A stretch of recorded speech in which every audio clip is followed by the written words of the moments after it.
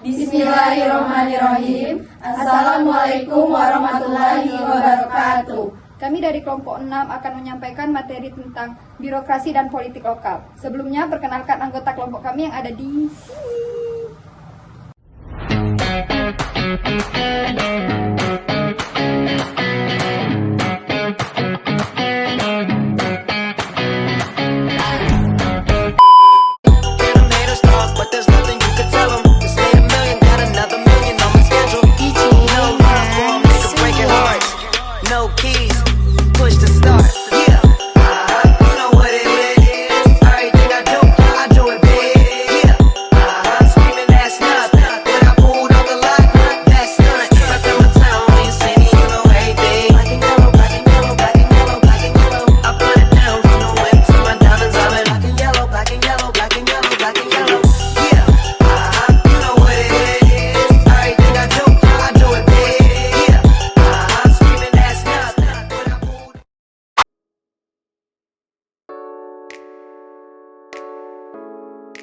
Baik, langsung saja ke penjelasan materi tentang birokrasi dan politik lokal. A. Pengertian dan konsep birokrasi. Secara etimologis, birokrasi berasal dari kata biro yang berarti meja dan kratein yang berarti pemerintahan, yang jika disintesakan berarti pemerintahan meja. Pendapat lain mengenai birokrasi berasal dari kata bureun. Kata bureun ini berasal dari bahasa Prancis yang kemudian diasimilasi oleh Jerman. Artinya adalah meja atau kadang diperluas jadi kantor. Sebab itu, terminologi birokrasi adalah aturan yang dikendalikan lewat meja atau kantor. Birokrasi adalah setiap organisasi yang berskala besar yang terdiri atas para penjabat yang diangkat, di mana fungsi utamanya adalah untuk melaksanakan atau to implement kebijakan-kebijakan yang telah diambil oleh para pengambil keputusan atau decision makers. Idealnya birokrasi merupakan suatu sistem rasional atau struktur yang terorganisir yang dirancang sedemikian rupa guna memungkinkan adanya pelaksanaan kebijakan publik yang efektif dan efisien. Materi selanjutnya adalah tentang birokrasi Max Weber. Menurut Weber, tahun 1948, organisasi birokrasi yang ideal menyertakan 8 karakteristik struktural, yakni yang pertama yaitu aturan-aturan yang disahkan, regulasi dan prosedur yang distandarkan, dan arah tindakan anggota organisasi dalam pencapaian tugas organisasi. Nah, di sini Weber menggambarkan pengembangan rangkaian kaidah dan panduan spesifik untuk merencanakan tugas dan aktivitas organisasi. Nah, karakteristik yang kedua yaitu tentang spesialisasi peran anggota organisasi, memberikan peluang kepada divisi pekerja untuk menyederhanakan aktivitas pekerja dalam menyelesaikan tugas yang rumit. Nah, dengan memecahkan tugas-tugas yang rumit ke dalam aktivitas khusus tersebut, maka produktivitas pekerja dapat ditingkatkan. Nah, karakteristik yang ketiga yaitu hierarki otomatis. Organisasi formal dan legitimasi peran kekuasaan anggota organisasi didasarkan pada keahlian pemegang jabatan secara individu. Membantu mengarahkan hubungan intrapersonal di antara anggota organisasi guna menyelesaikan tugas-tugas organisasi. Nah, poin keempat yaitu pekerjaan personil berkualitas didasarkan pada kemampuan teknik yang mereka miliki dan kemampuan untuk melaksanakan tugas yang dibebankan kepada mereka. Nah, para manajer harus mengevaluasi persyaratan pelamar kerja secara logis dan individu yang berkualitas dapat memberikan kesempatan untuk melakukan tugasnya demi perusahaan. Nah, karakteristik yang kelima, mampu tukar personil. Nah, dalam peran organisasi yang bertanggung jawab memungkinkan aktivitas organisasi dapat diselesaikan oleh individu yang berbeda. Mampu tukar ini menekankan tentang pentingnya tugas organisasi yang relatif untuk dibandingkan dengan anggota organisasi tertentu yang melaksanakan tugas-tugasnya. Lanjutkan birokrasi Max Weber poin ke-6, impersonality dan personalisme dalam hubungan intrapersonil di antara anggota organisasi, mengarahkan individu ke dalam kinerja tugas organisasi. Menurut prinsipnya, anggota organisasi harus berkonsentrasi organisasi dan mengutamakan pada tujuan dan kebutuhannya sendiri. Yang ketujuh, uraian tugas yang terperinci harus diberikan kepada semua anggota organisasi sebagai garis besar tugas formal dan tanggung jawab kerjanya. Pekerja harus mempunyai pemahaman yang jelas tentang keinginan perusahaan dari kinerja yang mereka lakukan. Yang keenam, rasionalitas dan predictability. dalam aktivitas organisasi dan pencapaian tujuan organisasi membantu meningkatkan stabilitas perusahaan. Menurut prinsip dasarnya, organisasi harus dijalankan dengan kaidah dan paduan pemangkasan yang logis dan bisa diprediksikan. Selanjutnya yaitu klasifikasi birokrasi. Birokrasi menurut Evers dapat diklasifikasikan ke dalam 3 kategori, yaitu yang pertama birokrasi dipandang sebagai rasionalisme, prosedur pemerintahan dan aparat administrasi publik. Yang kedua, birokrasi dipandang sebagai bentuk organisasi yang membengkak dan juga pegawai yang besar. Dan yang ketiga, birokrasi dipandang sebagai perluasan kekuasaan pemerintahan dengan maksud mengontrol kegiatan masyarakat. Lem mengklasifikasikan birokrasi ke dalam birokrasi terbuka, tertutup, dan campuran. Birokrasi terbuka dicirikan dengan aksesibilitas masyarakat dalam proses pengambilan keputusan, dalam pemberian pelayanan. Yang kedua, birokrasi tertutup dicirikan dengan sistem yang ketat, yang hanya dipunyai oleh para kalangan elit. Orang-orang yang dapat bergabung adalah mereka yang telah melalui seleksi yang ketat.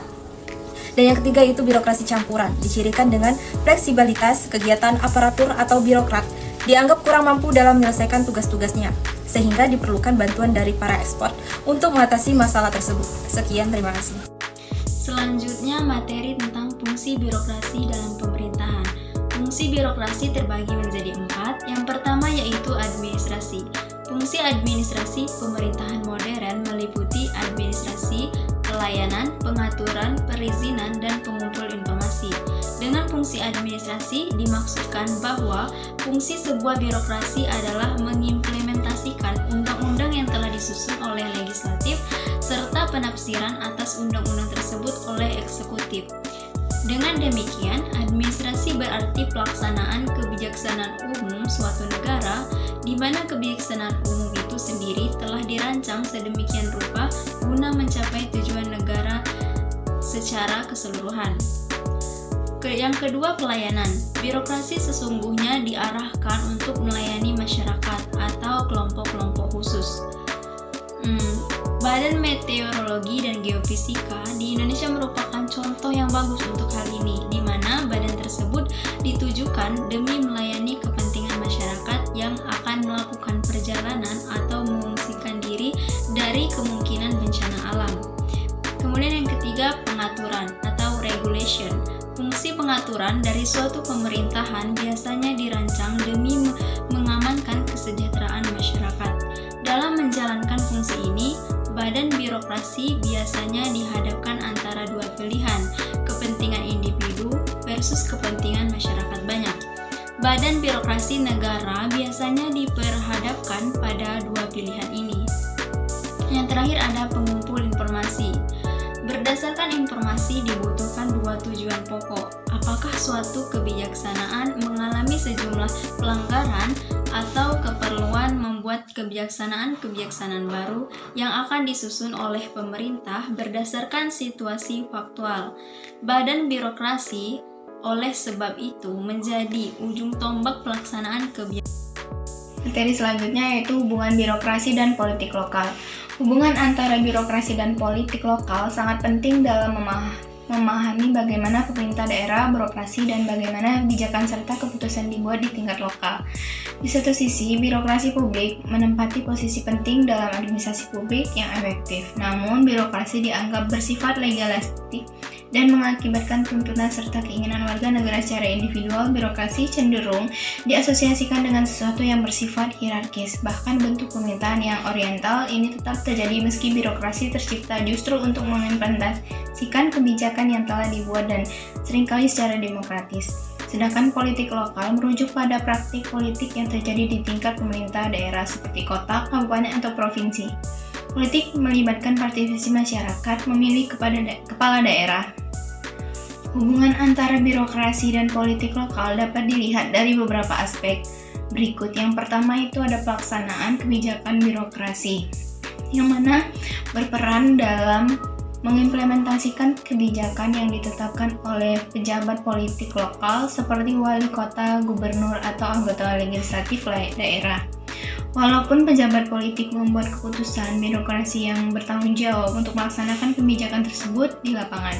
Yang kedua, ada politik dalam birokrasi. Dalam beberapa kasus, birokrasi dapat dipengaruhi oleh politik lokal.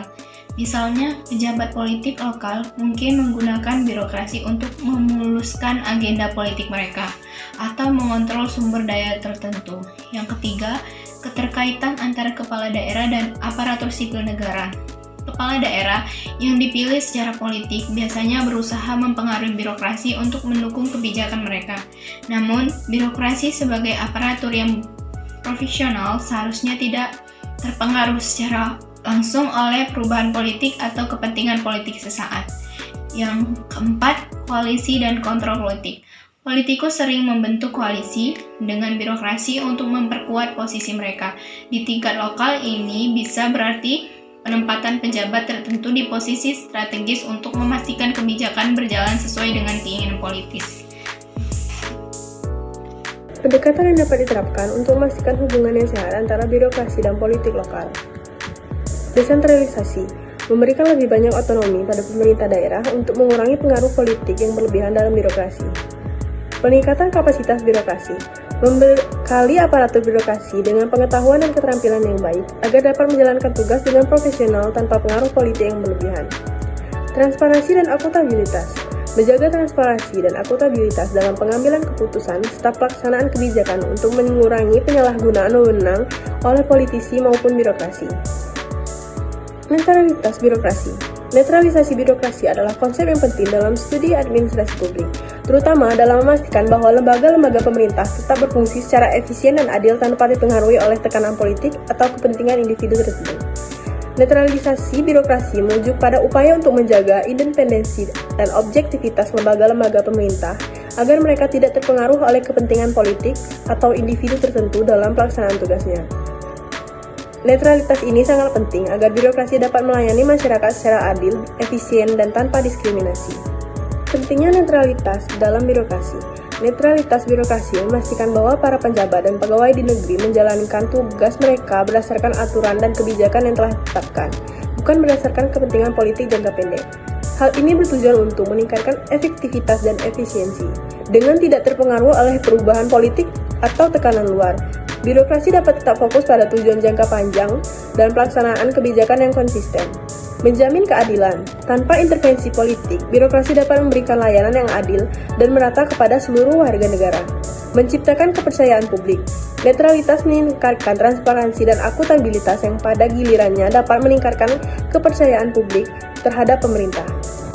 2. Strategi untuk mewujudkan netralitas birokrasi.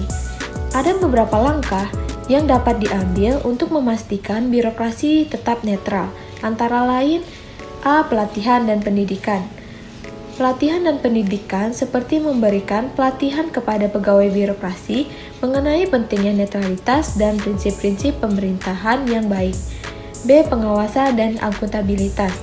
Pengawasan dan akuntabilitas dengan membentuk mekanisme pengawasan yang ketat agar birokrasi dapat tetap mempertanggungjawabkan setiap keputusan yang diambil. C. Reformasi birokrasi.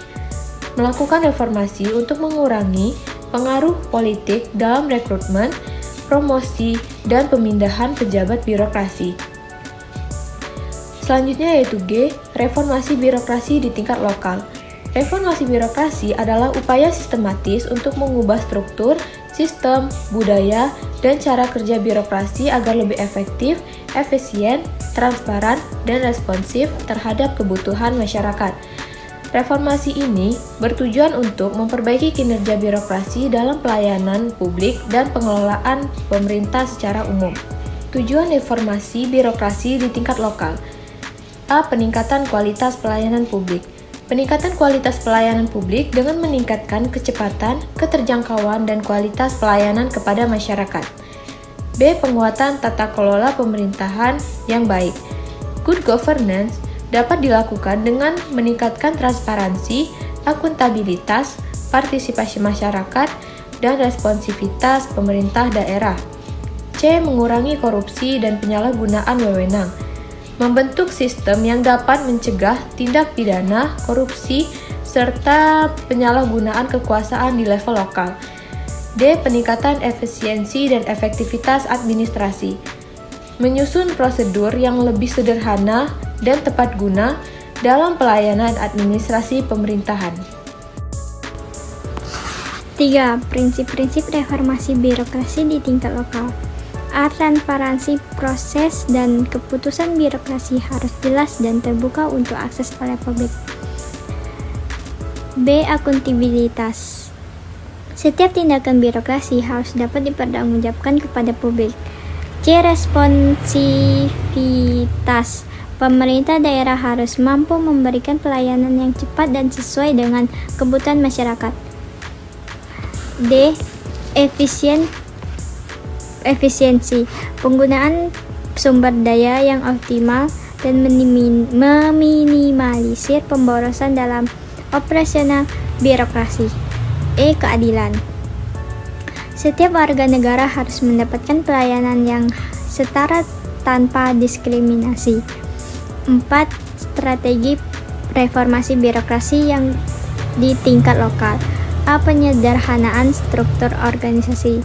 Mengurangi lapisan birokrasi yang tidak perlu dan menyederhanakan proses administrasi. B. Peningkatan kapasitas sumber daya manusia atau SDM. Melakukan pelatihan dan pembinaan kepada aparat birokrasi untuk meningkatkan kompetensi dan profesionalisme mereka. C.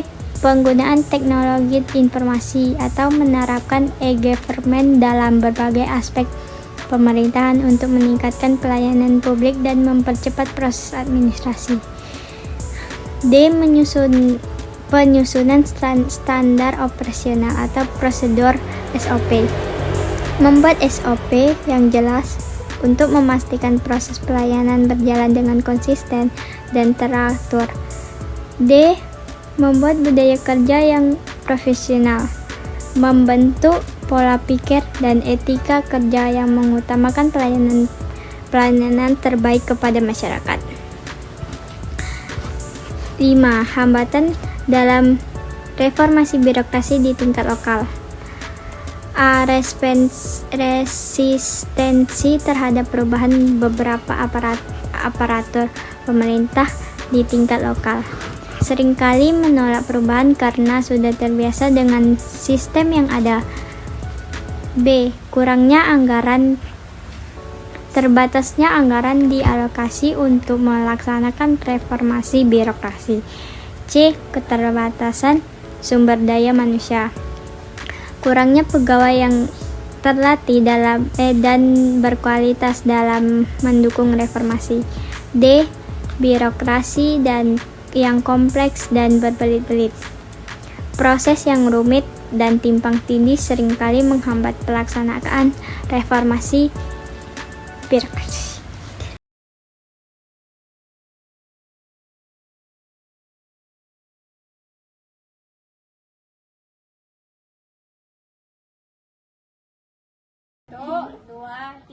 Demikian video presentasi kami tentang materi birokrasi dan politik lokal. Semoga apa yang telah dijelaskan dan disampaikan bermanfaat dan memberikan wawasan baru untuk teman-teman semuanya. Terima kasih atas perhatian dan kerjasamanya. Kami tutup. Wassalamualaikum warahmatullahi wabarakatuh.